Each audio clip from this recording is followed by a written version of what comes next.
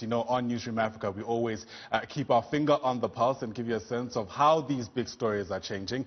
At the forefront of that agenda is Mpho Raphata. She's our assignments editor and joins us now to give us a sense of some of the big stories for the day ahead. Mpho, it's a Friday, day 50 of the lockdown. Sure, guys, day 50. Would you ever have guessed? Never would I have imagined. Here we are nonetheless. What are the big stories for the day ahead? So we follow the president today. There's a virtual meeting that our business editor, is going to follow with NEDLAC. The president is speaking to business and labor about the easing into level 3, the expectations, how the economy should be responding to that. So Xolani will be following that and also getting reaction post that as to, you know, how business feels, how people are feeling with that. So we follow that. Yeah, quite significant because just yesterday we heard that, you know, some e-commerce regulations are being relaxed. I imagine a whole lot of business owners will be quite pleased with that at least. Yeah, no, so we wait to see what will come out of that. But we also go to Olivenhout.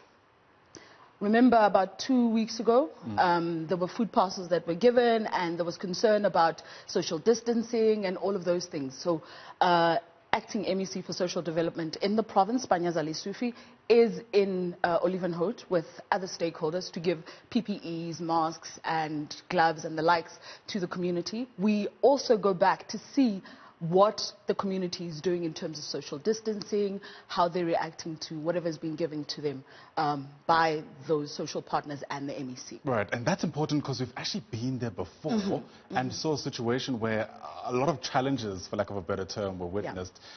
Snaking lines, a chaotic scene really, things not controlled in ways that they should be within a pandemic. I wonder what lessons have been learned since then. Yeah, I mean, it also goes to show, Ayanda, that we have a lot of people who are in need, desperate need. So you would imagine that people would want to flock there to be able to access whatever it is that is given, right?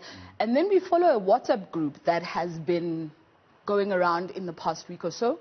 And basically what this group is saying, that they're protesting because they want a complete do away with the lockdown. So we must now go to level 1. They want to be able to access cigarettes, they want to be able to access alcohol, and all other things that have been prohibited under these lockdowns.